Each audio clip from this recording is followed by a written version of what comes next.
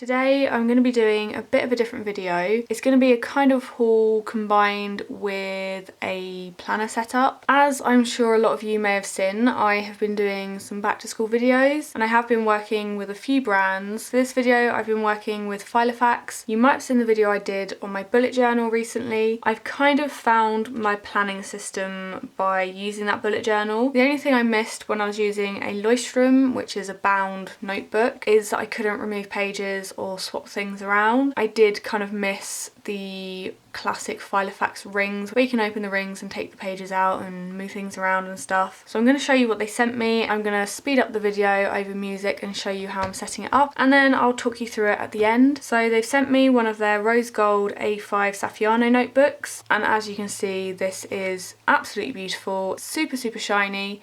Obviously it's catching a bit of a glare because I've got my light on, but I will try and take some photos and share them on Instagram and stuff so you can see it a bit better in daylight. I am going to take the sticker off because it's kind of annoying me. Inside it comes with a ruler. There is a nice wedge of lined paper, and then at the back you have some dividers, and this divider has a pocket on as well. So there's 4 dividers, so you can split it into 4 sections, and of course it's black on the inside and it does have that classic Saffiano texture on it. Which I love. Saffianos are one of my favourite styles of Filofax. The spine of the notebook, as you can see, isn't bulky at all. It's just very slim. I love that about it. You can of course add more pages, but I think this is a very decent size. So yeah, that is the notebook. They then sent me the yearly planner, which I'm actually really looking forward to using. It's 2018, so I can't use it yet. But that is one thing I've never really had in my planner, and I reckon I would benefit from it a lot. There's then a little sample of the plain paper and grid paper. And then because I'm going to be using it as a bullet journal, they've sent me a pack of the dot paper. This probably isn't going to show up too well on my camera. It's the same box size as the grid paper. So in that pack you get 32 sheets. I'm pretty sure I'll be using a section for just lists with the lined paper. I could always put a journaling section in there, and I don't know, I usually tend to have a miscellaneous section as well because there's always stuff that I want to add but I don't really have a specific section for. So what I'm going to do now is set it up as a bullet journal. I haven't started setting up my September layout or anything in my other one because I knew I wanted to use this and try this out. So you're going to see how I kind of personalise it and make it my own, and then at the end I will talk you through what I've done and show you some close-ups.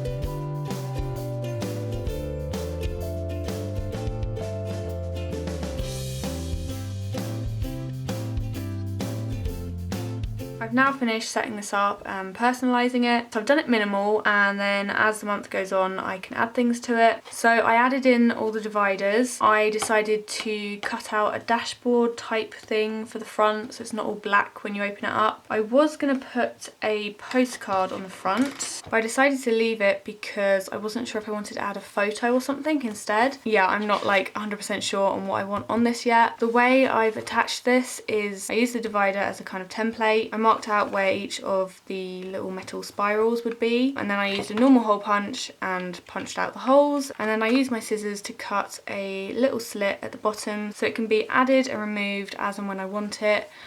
Just like all the other pages in here. Filofax do have a punch that you can get, which would obviously be a lot quicker, but this is an alternative because I think most people have a normal hole punch. In the first divider I have put all of the dotted paper, and as you saw I set up my monthly overview. If you want to find out a bit more about how I use my bullet journal, I'll leave a link below to the video I did which kind of goes over it in a lot more detail. But yeah, I use it a bit differently to the kind of classic way of doing a bullet journal. And then as you saw I set up some of my extra pages. In my current bullet journal I have the income and expenses section, and then I have a load of running to-do lists for each of the sections of my self-employment. Obviously my Patreon, my YouTube, my shops and everything, they each have a to-do list which is just a whole page, and then I add things and cross things off throughout the month. I didn't record myself doing those because I'm going to do them exactly the same as this, so it'd just be a bit repetitive. I added a journaling card, which is something that I've definitely missed since having a notebook planner. I've missed having little motivational things popped in my planner that I can then reuse and move about when I want to. Another thing I sometimes do, which I've not done this month but I might do it in a future month, is use a journaling card to have a photo in my planner that I can move about. So this style of journaling card is perfect for that sort of thing. So it says remember that one time, and then you can put a photo and a little caption, a bit of journaling or something. It's just a really nice way and really easy as well to put a photo or a bit of journaling that you can move about as and when you want to. If you swap planners, if you choose a different notebook cover, you can move this along with it. You don't have to bin the photo and redo it. I've then put the yearly planner next, which obviously I can't use yet, but I can start adding kind of important dates and things which won't change next year. On the next tab I have the lined paper, and then at the back I'm missing my last divider because I was using it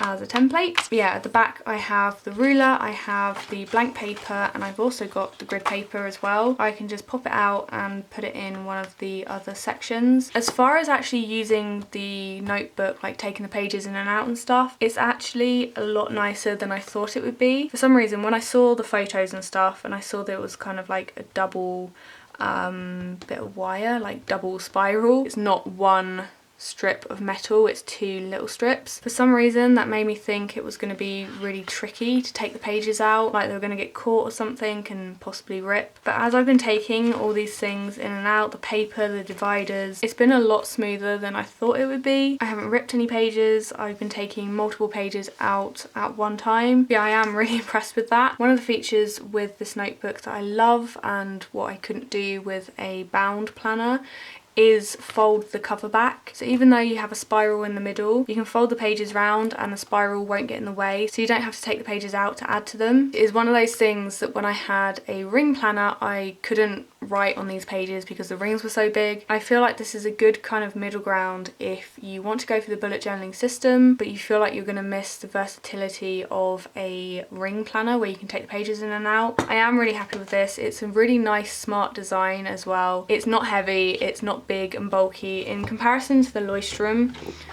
which is obviously what I was using before. It is a little bit wider but not by much, and it is thinner. As I said before, this is the rose gold one. They do a gold one, and then they also have a kind of pastel range, I think. I kind of wish I'd come across them sooner, to be honest. But yeah, that is my opinions on this. I think the only thing I'm a bit concerned about, you can see it's kind of like got a ridge. It feels like there's a board in the cover, and then this is kind of like extra material or something going around the edge, and I feel like this will get bent and a bit scuffed in my bag if I'm going to use it like that. If I keep it on my desk then it probably won't, but I think that's something that could bug me me if it starts to get tatty around the edges. It's not a massive thing, I'm not going to stop using it because of it. I'm just going to end up being a bit more cautious. I think I might do a bullet journal update video at some point, possibly at the end of the year, so I can show you how I'm getting on with it. But yeah, I'd love to know what you guys think of this if you're going to try it out. I hope you enjoyed this video.